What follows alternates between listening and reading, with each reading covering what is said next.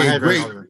Oh, welcome, Dr. Reverend Darren Faulkner. Welcome, everybody, to this week's November 16th webinar, Stopping the Violence in America, which, as we know, that as we deal with the violence in America, we automatically deal with catalysts for change, violence throughout the world.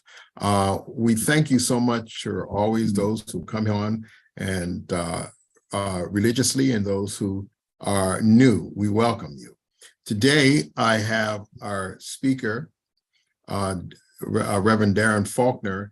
He has come on before, and we were deeply moved by his presentation, because I felt that his presentation is in conjunction what we ultimately want to do. And I asked him this time to come on to deal with the issue of, or not the issue, but the topic of moving forward collectively.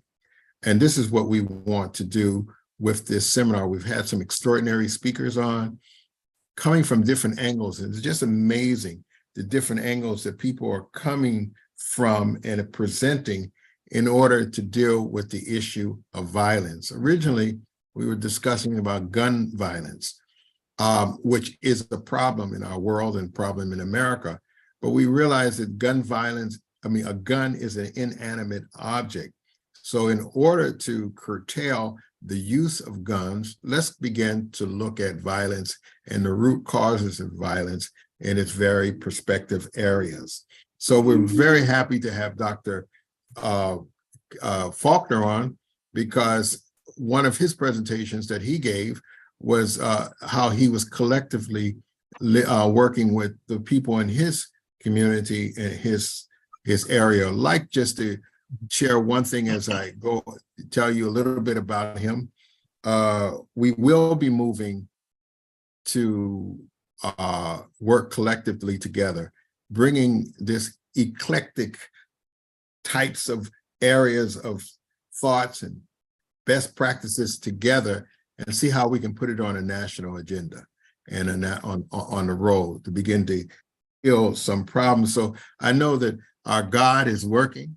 The person that I am working with to start that will be Dr. Faulkner, VJ Smith, who was originally from Kansas City. And just last week, I had a beautiful conversation with police chief and one of the sergeants in Kansas City, and also with the mayor, Mayor Garner. We had a beautiful conversation, Zoom conversation with him, and I appreciate where he was coming from. We were talking to the police, the different officers, and he said, well, I'll leave that segment to them. But as the mayor, my focus would be how to deal with the root causes of our society, and how to create true social change. And I really appreciate that coming out of the mayor's mouth. So we have let me just give you his background. Dr. Darren Faulkner is a pastor at Temple Faith Missionary Baptist Church in Kansas City, Missouri, attended Drury University for undergraduate school, where he received his Bachelor's of Art in Criminal Justice and Political Science, and earned a minor in communication with a speech communication emphasis. While working in corrections, Reverend Faulkner was called to ministry and went on to attend the St. Paul School of Theology, where he studied evangelism, church administration. Reverend Faulkner has been in ministry for more than 25 years. Reverend Faulkner is the founder and president and CEO of D. Faulkner Ministries.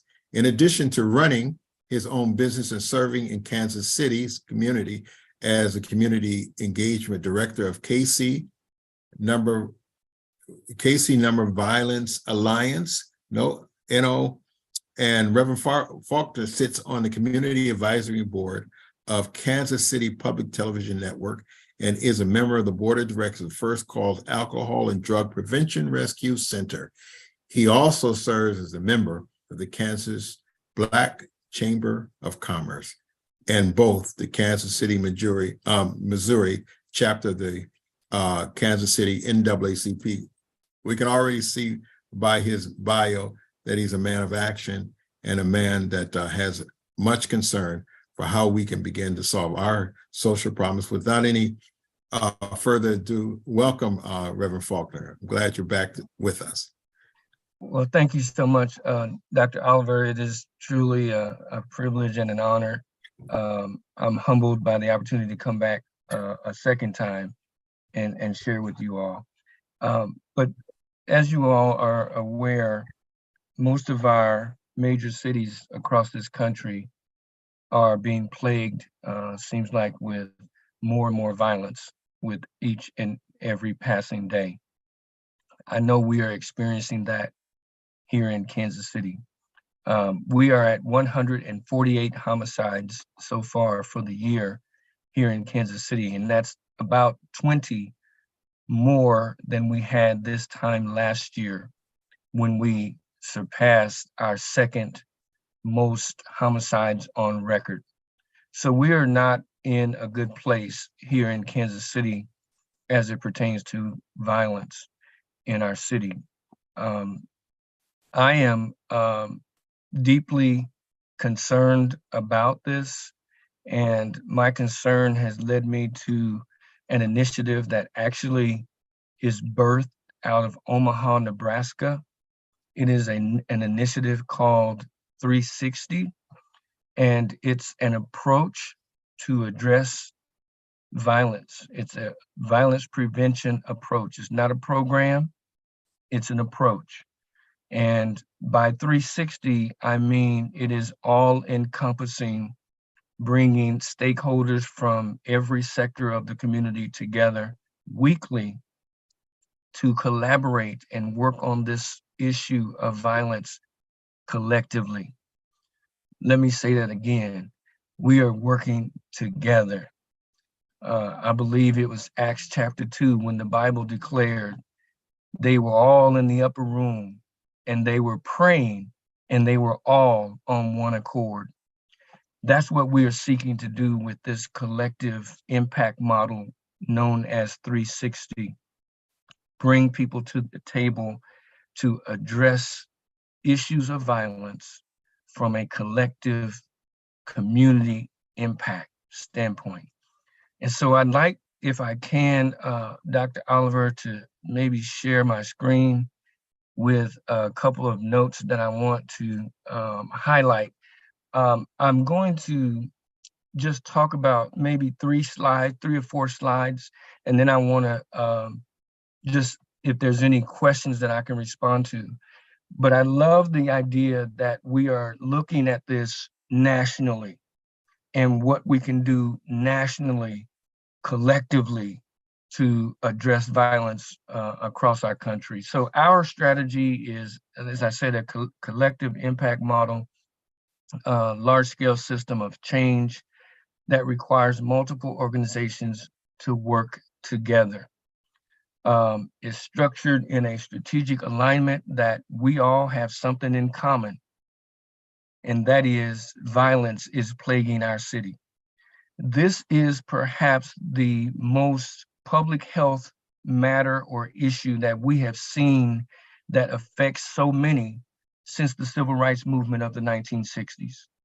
And so we are looking at it from that approach. And this approach, we have seen success across the country and specifically in Omaha, Nebraska, where they are at 40-year record low for homicides and shootings.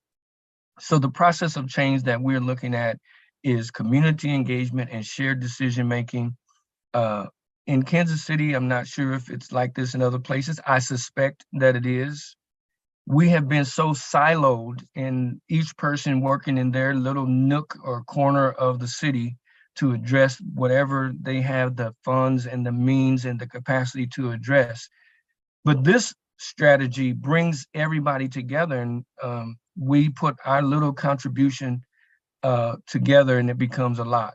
And so we create the environment where we can indeed address this sort of culture of violence. It's a culture of violence. Instead of arguing or getting in a fist fight, I'm just going to pull my gun and shoot you. That's a culture. It's become a culture. And so we are working together to address that culture of violence and improve education outcomes along the way. And of course, address root causes of violence, which we know some of those are driven by poverty and economic development or lack thereof. There are general public and private investments that are required to make this happen. And as we think big picture and take this on the road, this show on the road of working collectively across the country, we have to identify funding partners because this work costs. Let me give you an example. In Kansas City, and this is true in most areas across the country, one homicide cost the city about $1.2 million. And some criminologists and education partners have suggested it's as much as 1.8 million per homicide. And when you're having at least 150 homicides a year, like we do here in Kansas City, we're talking about $1 billion issue. And when you look at what the city's budget is, what the county's budget is, what the state's budget is, as it pertains to violence prevention, in comparison to this $1 billion issue, our city falls and pales in comparison in terms of what it puts towards violence prevention versus what it's costing the city with every homicide and with the homicides per year. So there's an economic impact to that that I wanted to highlight. Also,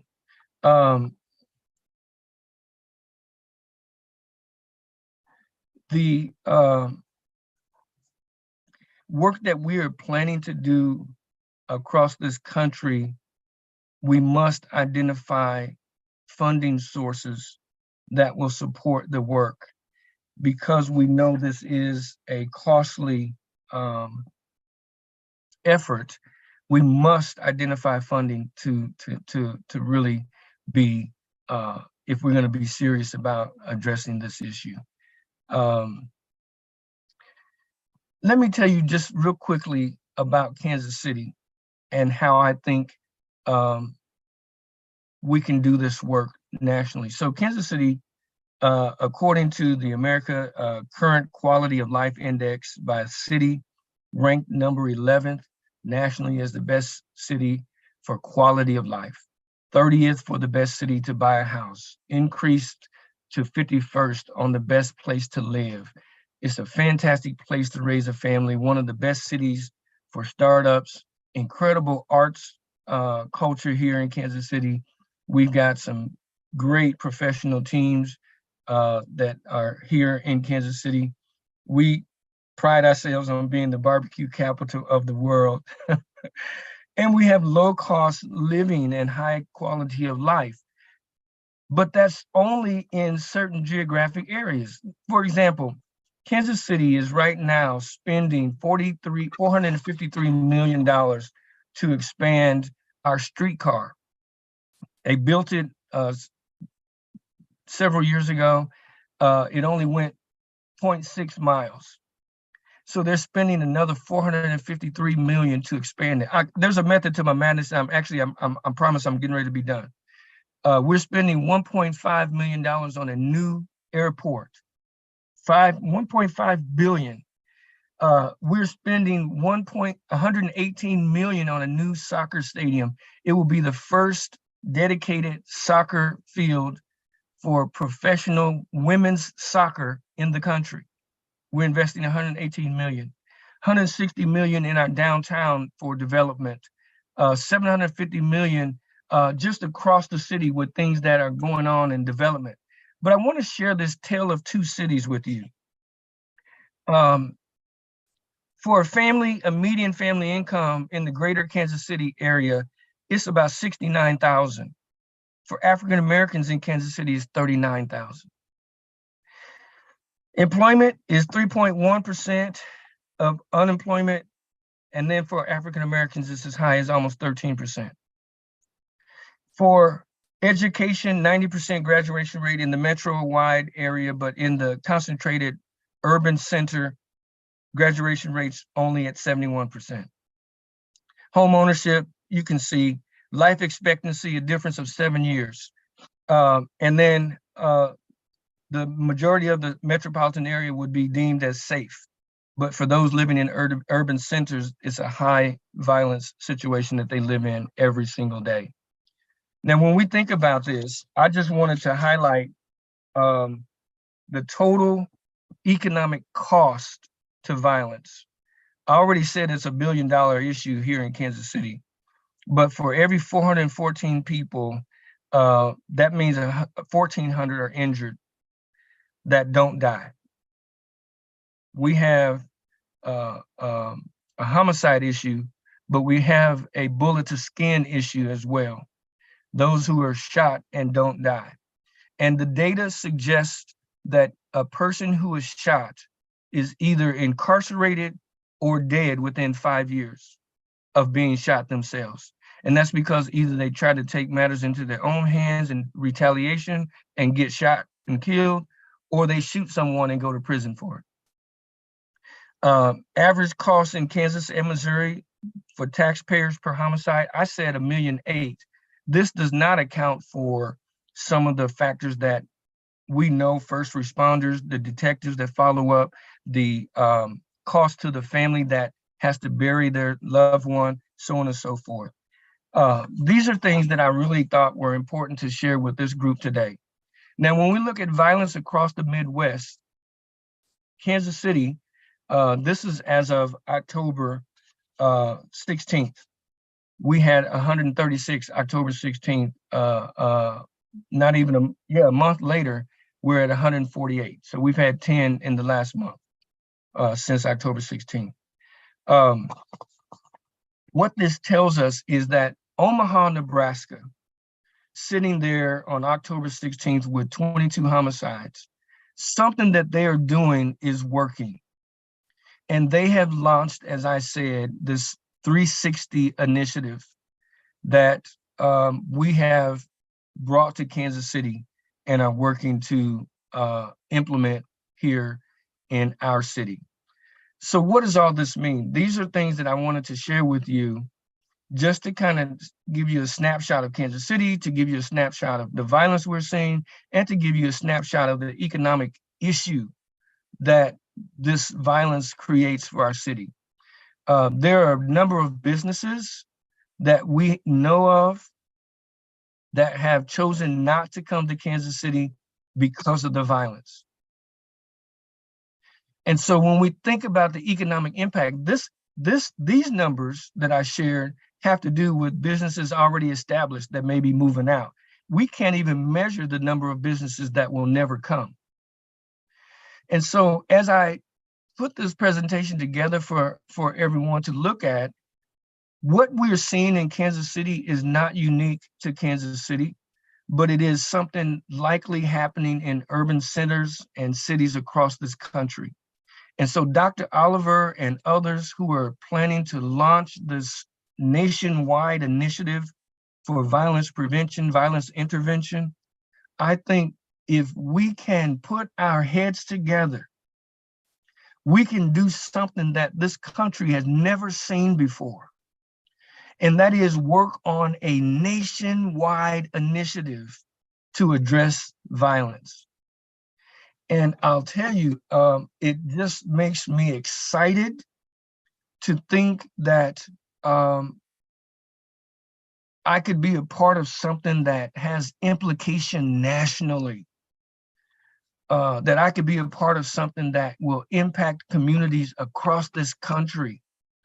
And so, Dr. Oliver, I'll stop there. I could go on and on and on rambling, but I am interested in any questions that I can maybe address, or if there's any thought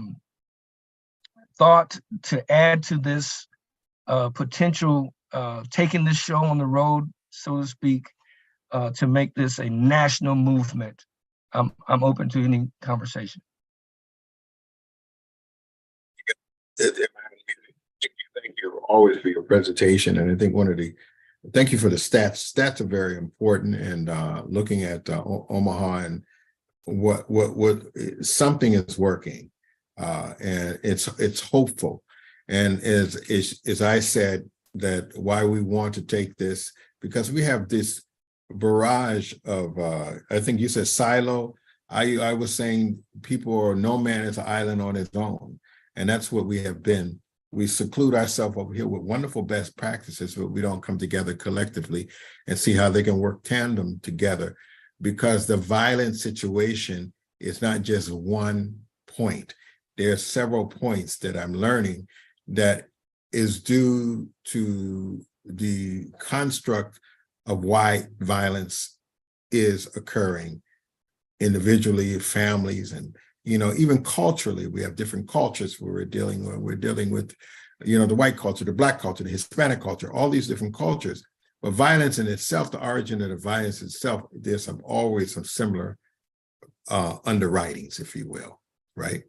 So yes, that's why I asked you, because we're going to seriously move forward and bring all these collective thoughts together and collective best practices together and see how we can synergize them. And you have already started on with the 360s. Is very exciting. So we're going to talk about that offline, and how we can integrate all these different pieces together. As I had said with you, I'm talking with VJ Smith. He's ready to move forward on this, and bringing what part he plays in it. One part that he also shared was, how do you bring young fathers, Black fathers, out of the school, out of the penal system, and make Yes. them responsible fathers? And he had a success. But again, as you said, the funding just dwindled away. Yes. Yes. There's Yes. there's Go ahead. there's a uh, um there are 6 pillars to this work that we're doing. Actually 5, I'm sorry, not 6, 5 pillars. And Dr. Oliver, you just mentioned one of them. So obviously prevention, then intervention, law enforcement, social services, and reentry. We have in Kansas City about 500 individuals who will return to Kansas City from incarceration every year. And we understand that connecting them to services initially and employment initially goes a long way towards their long-term success. And so as we look at that being a very critical part to public safety, individuals reentering society, we must not forget that population of people, because they are the ones that can be drivers of violence if they're not connected initially with needs that they have, services that meet the needs that they have initially.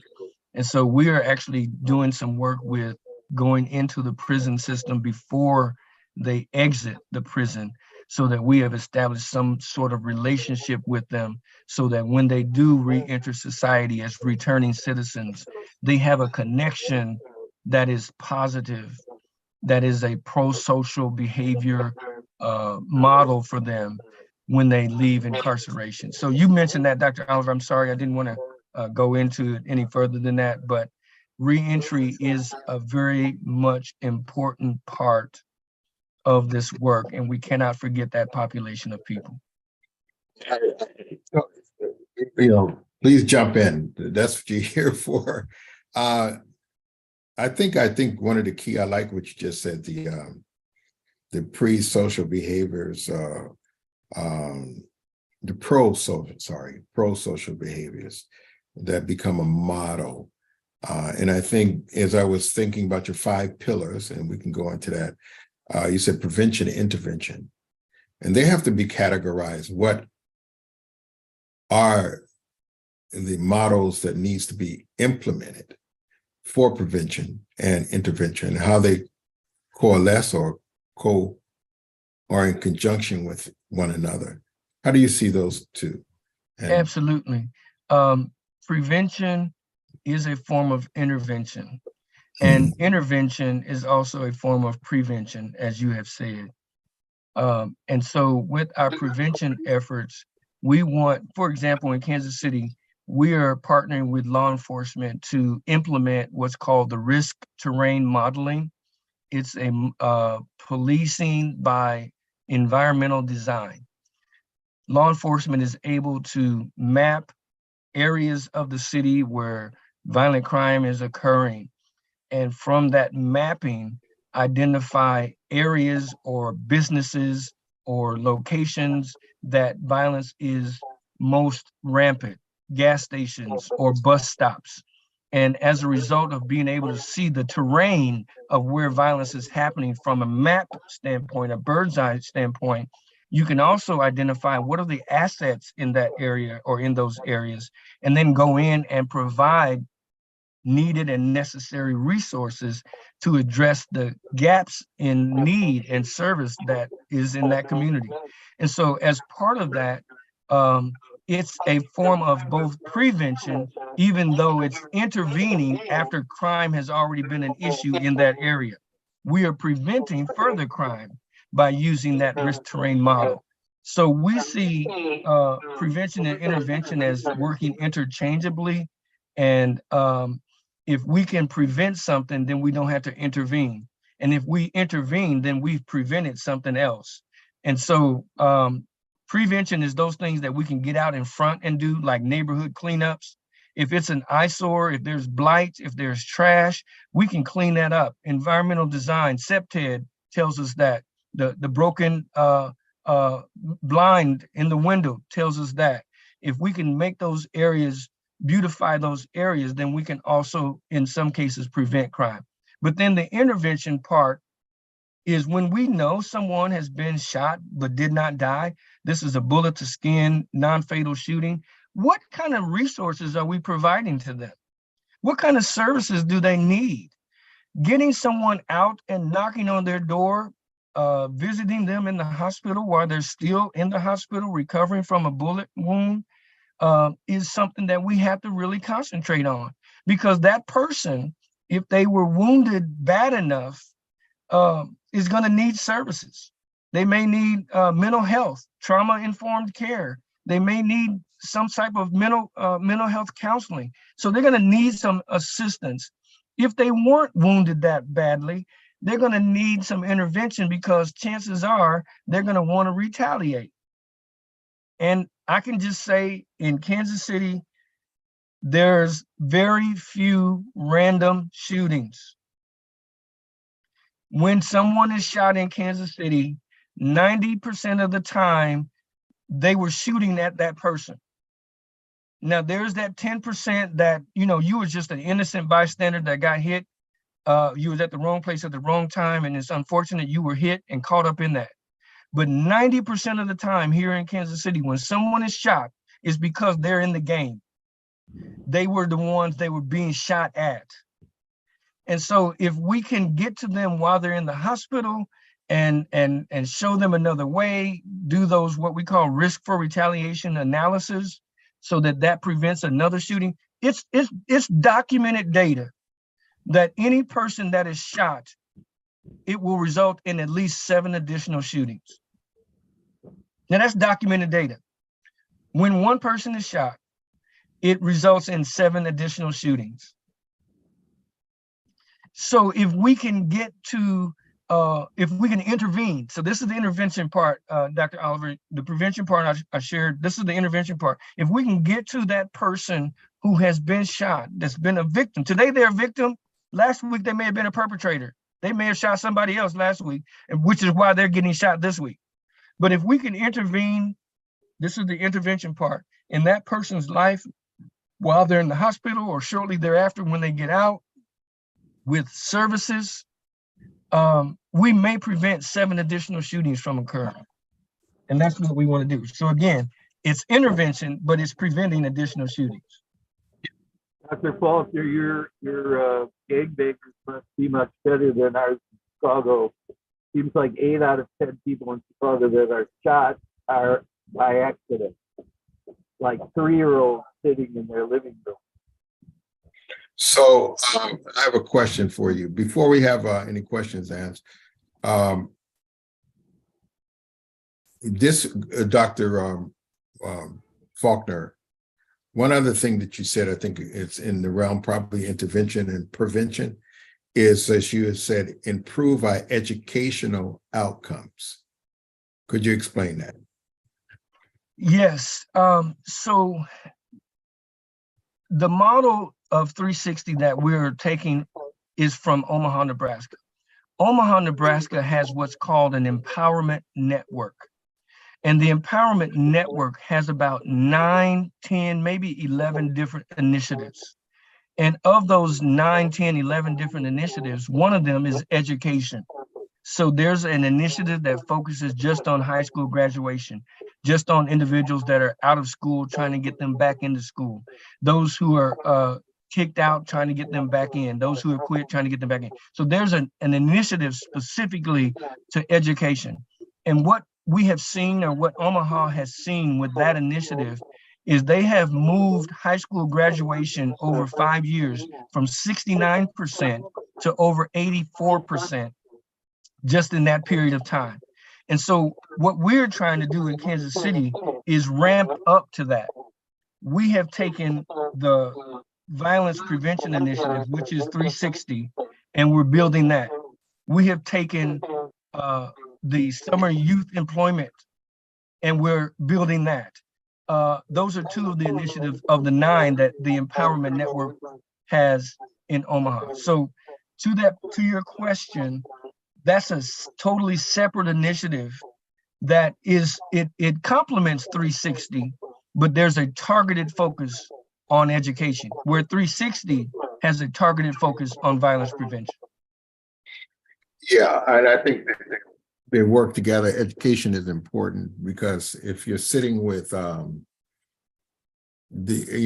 victim who has victimized and is part of retaliation, there must be something that touches his conscience that will help him, prevent him to not relapse, if you will, into vengeance or retaliation, or getting revenge of that kind of thing. So there has to be a word that is stronger than the sword that he needs to discuss, and that needs to be to bring some educational pieces that make that construct. Also, family values, all those things work in tandem together. Yes, Someone said something, if they wanted to share, then I would like to hear from Dr. Madeline, and then I don't know what Frank Bell was saying, but someone jumped on, and if they wanted to share. Bruce Suture. Bruce? Oh, that was the illustrious Yes. Bruce Suture, my dear friend from Chicago. Did you want to continue, Bruce? You're muted. All right. So anybody, there's a question. Frank, you had a question. Bell, I saw this long piece that you wrote. Yes. Can you hear me? We can. All right. Yeah, I wrote the question down so that the details you have for the record. So rather than repeat what I've written, I'm just wondering if anybody's got any comment relating to that as one of the solutions for this. Yeah, the floor is open, please. I have something here. Reverend Oliver? Reverend Oliver? Yes. I have a question. Different. Go ahead. I have a question. The cost to the city or state of 1 million per homicide. That's a huge number. Can you break it down just a little bit so we can grasp? I don't need to look at the spreadsheet, but just wondering what goes into that. The cost to investigate or deal with one homicide. Yes, that's a great question, Mr. Moffitt. So the call takers that receive the call to we relay that message out to officers that arrive as first responders. Right? Those first responders, paramedics, firemen that arrive, the controlling the crime scene that has to be done with taping off and blocking off, the homicide detectives that arrive and work that case until it either is submitted to the prosecutor for prosecution or it goes cold. You've got the CSI that has to come and work the scene. You've got the criminologists in the crime lab that have to do the work to fingerprinting and blood typing and all of the things that they do. And then you've got the follow-up. You have to interview witnesses. So those detectives either spend time that night canvassing. Weeks later, they may be going back out canvassing because it happened at a different time, day or night. And so all of those costs, when they're added up, and I haven't even talked about the cost to the victim.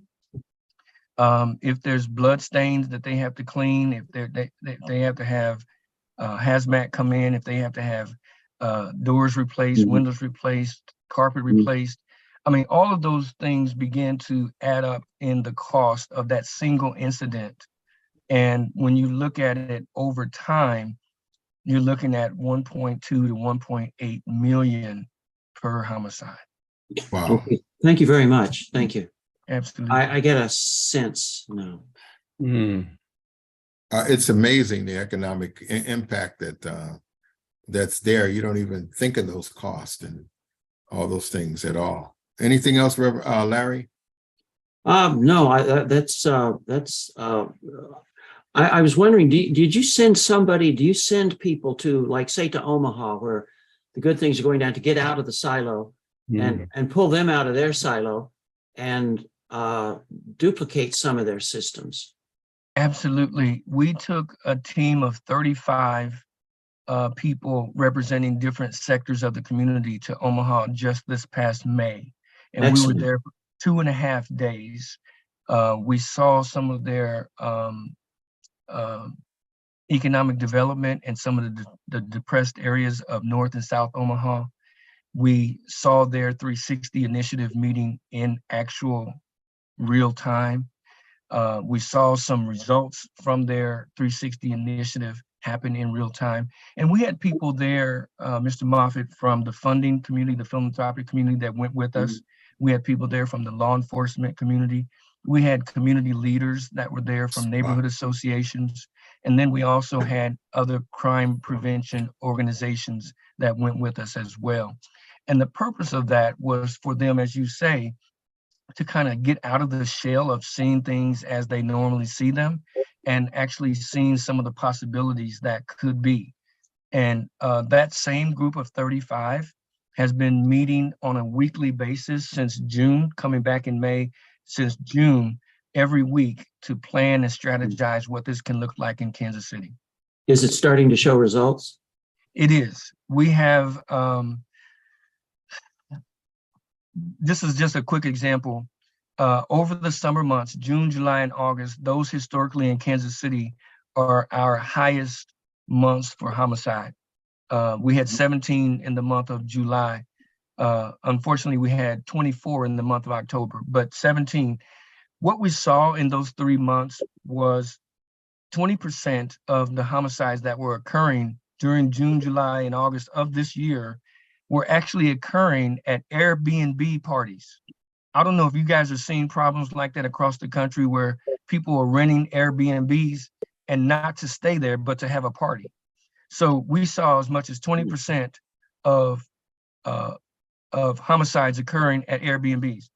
Also, we saw as much as 20% of our homicides during June, July, and August being group or gang related activity.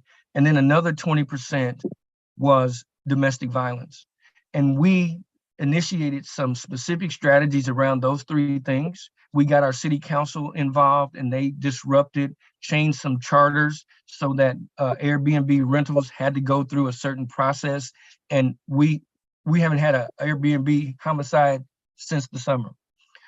We addressed the domestic violence. We brought on to our 360 initiative meeting, our domestic violence centers, MOXA, metropolitan community to address sexual violence. We brought on our safe house shelters for domestic violence, and they came to the table and began to brainstorm, and we identified some areas and some specific things that we could target. We haven't had 20% of our homicides be related to violence since the summer. And then the last one was group and gang violence. We don't know what happened there. Quite honestly, I have to be honest, we have not had a group or gang violence active homicide since July. Now, we didn't do anything specifically other than what law enforcement was already doing to target those particular group and gangs. But those are direct responses, Mr. Moffett, that we initiated when we identified, based on law enforcement intelligence, that those were the areas where we were seeing the most critical criminal activity. We launched issues and initiatives to address them, and we haven't seen them since. Now, we have to stay with it. We have to stick with it, because you can't do it once and it be okay forever. You have to stick with it. But we eliminated those issues over the summer that we haven't had to deal with this fall. Wow. Thank you. You know, thank you, Larry. Yeah, in talking with I think it's a police chief or high risk, Soptic, you know, in your area. I think that you're talking, Dr. Oliver, about our Kansas City, Kansas side. Oh, I work okay. on the Kansas City, Missouri side. Missouri side. Okay. All Yes, right. sir. So there's a family going on there. Yes. And we are actually doing some work, because my organization is a nonprofit, so we're not bound by the state law or state line. So we are doing some work in KCK as well. But Okay. my focus right now is Missouri. Okay. All right. Okay.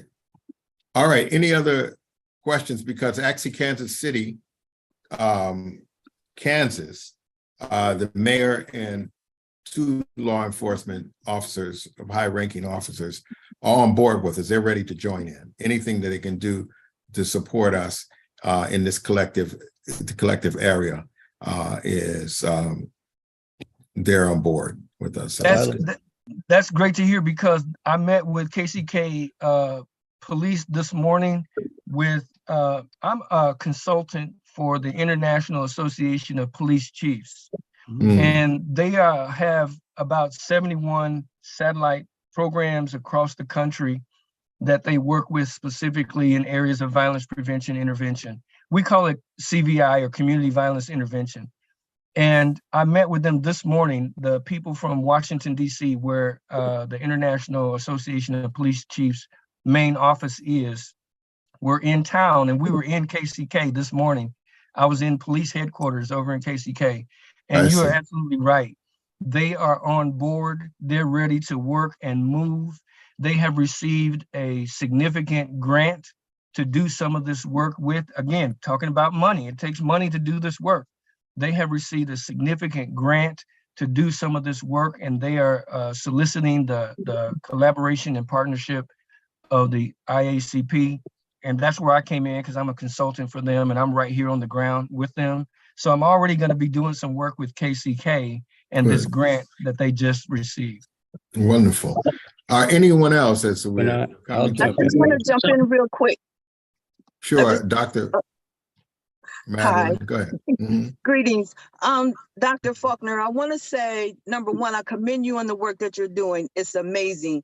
That 360 concept just sounds magnanimous. It sounds like it's applicable and someone can really get in there and do the work. So I appreciate you sharing the Omaha stats and the groundwork. I appreciate the work that you're doing in Kansas City, Missouri. Also, I want to say this that really stood out to me. You mentioned if a person is shot, that person needs help. That person needs support.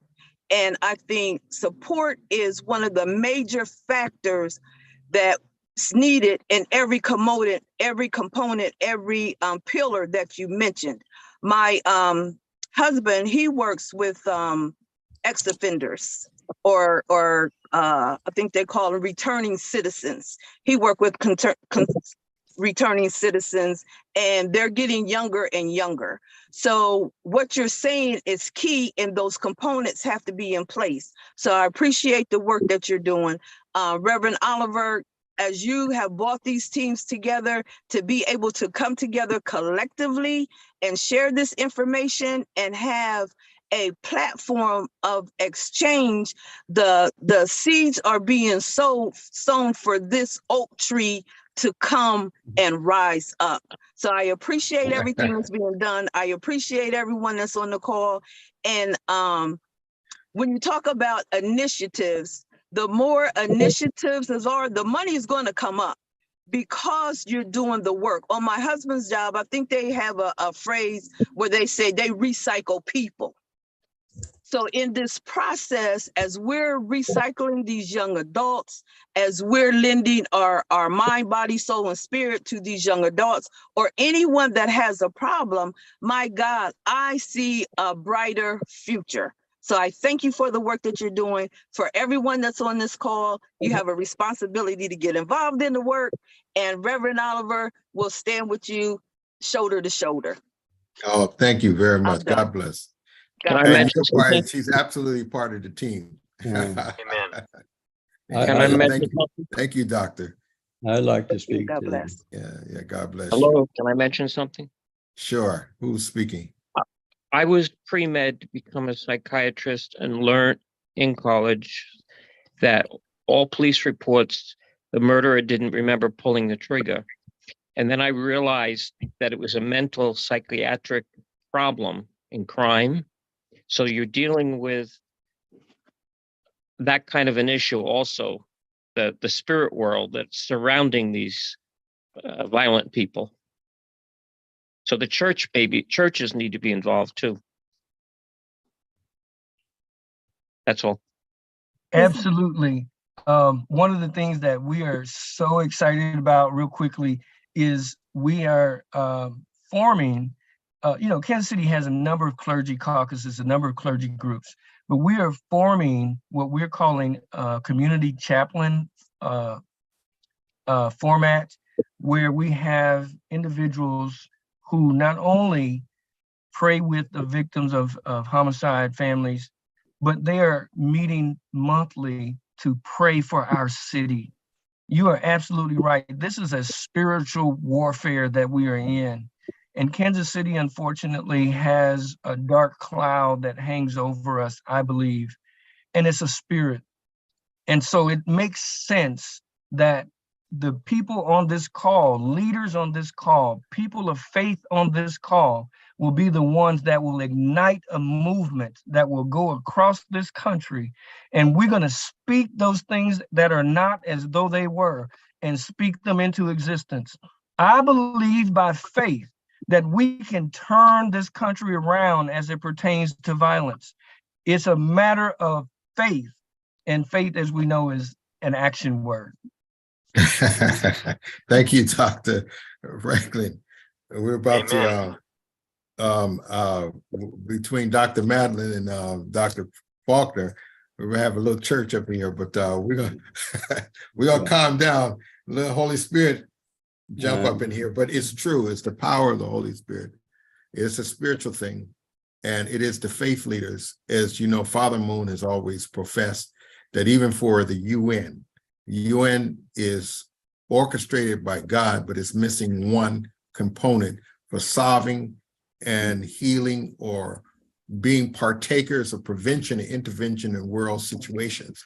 Is the faith leaders have to be one of the components in those dialogues and in the prevention and intervention situation that our world arena is facing. So even in this healing of our nation and the violence thereof, then our faith leaders are critically important as well. So we thank you, Dr. Faulkner, that you too are out there in the social and the system, but your underwriting is, of course, your faith, and you as a religious and spiritual leader is critically important. Last week, it's very powerful because all these people that are killing each other or victims of being are also God's children. So one thing that mayor said in Kansas City, Kansas, was that he is interested in delving into the social issues and the root causes. If you don't identify the root, you can put band-aids on it all you want, but that thing is still going to, the soil is still going to become festered and infested with stuff. We have to come with our sutures and start stitching Oliver. that up, and that comes with Oliver, dealing with the root cause. Yes. I want to know, what about the politicians? Is there a unified body of politicians who are endorsing your programs? And the As we, newspaper, the local Go ahead. newspaper, they're endorsing your program. I bet. Oh, you're talking to Dr. Faulkner? I am, yes, Dr. Wagner. Oh, okay. Go ahead. Sure. Yes, I'm glad you raised that because I didn't emphasize that enough. Actually, we had two different city council members that traveled with us to Omaha back in May. One of them is on fire. In fact, she just recently introduced legislation to support a $500,000 financial support to this work that we are doing. And she has been successful at getting 7 out of 12 council persons to Great, co-sponsor this bill. that's great, that's great. So absolutely, you've got to have your political support. We have state representatives that are working at the state level for us. We just had a new election for our county executive and county commissioners. We've got those working for us. So yes, you got to have that political side or that political savvy to have their support, especially when it comes to funding. So, Yeah. Mr. Faulkner, is it bipartisan? Is it bipartisan? It is. Bipartisan support across It the is. lines? Yes, that's a great question. Kansas City is divided into 6 jurisdictional districts, and traditionally District 1, 2, 4, and 5 are we would consider Republican districts. And then districts 1, 2, and 4 are considered Republican districts. District 3, 5, and 6 are considered more Democratic. But we have 7, because there's 2 representatives for each district, so we have a total of 12. So we have 7 council persons representing both sides of the aisle that are supporting this this initiative to support us with up to $500,000. That's great. Thank you. That's a great question. Thank you for that. All right. Thank you. So, and it's true. Thank you, Rodney, for that question. And that's why I'm emphasizing Dr. Faulkner on the Kansas City, Kansas side, that we have recorded the mayor. So the mayor himself does have maybe inroads to the type of funding that is needed, or he can influence the type of funding that is needed. And I think one of the ways, as we conclude, is when we showed the best practices, put it in writing on a collective manner, we can show even some of the best practices, why that these best practices would be something that is sustainable and measured. And you have shown us something that is measured by giving us the stats on Omaha and then the other cities. You're measuring something, and a lot of times we can't measure the change. So what we want to do in the collective effort is to show what we can, these things can be sustainable and measured, and then we can apply for the goodwill of the funding that is necessary. And I think at this point, all politicians, Rodney, they want to have some change, Right. you know, that they can go to the polls and say, we've made Right, this right, change because we exactly. supported this, right? Right, exactly. So we can help them. Endorsement. Amen. They need an endorsement. They need a That's right. Reverend Oliver, right now. Yes.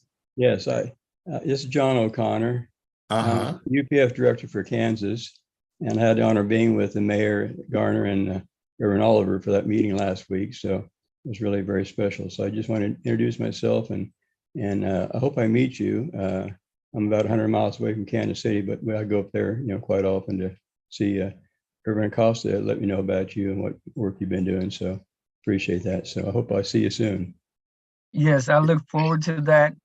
Reverend Acosta is my buddy, my friend, my Good, pal. good. I love him like a brother. All right. He's a good man.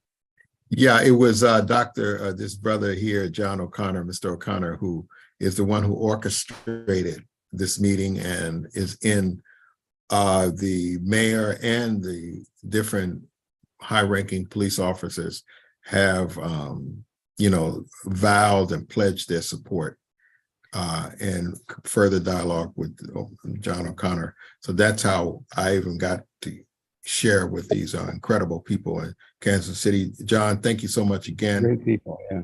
Yeah, excellent. We had an excellent time. And we're coming to close at 3:06. Want to thank everybody for coming on. Next week, we do have some law enforcement officers coming from the Georgia area, I believe Atlanta, Georgia area, that will also discuss their views and how they see their participation in reducing the crime in their communities. And ultimately, we want to reduce the crime in all of America and ultimately the world. So Dr.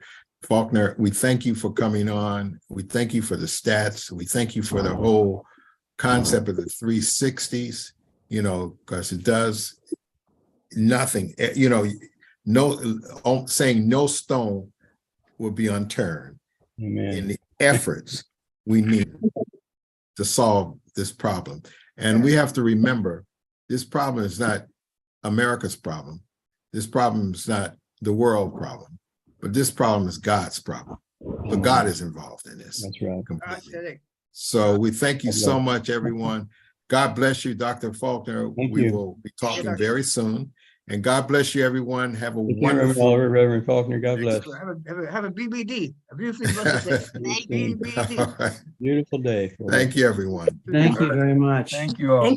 Great Bye bye. work, Happy Oliver. Thanksgiving. Thank you.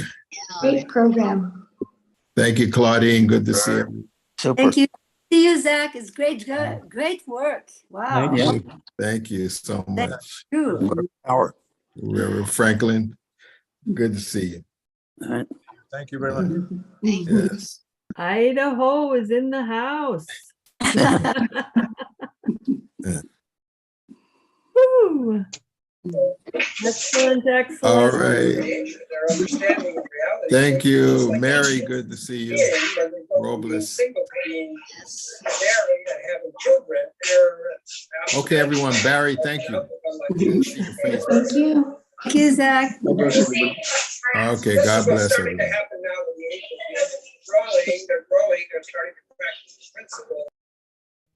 All right.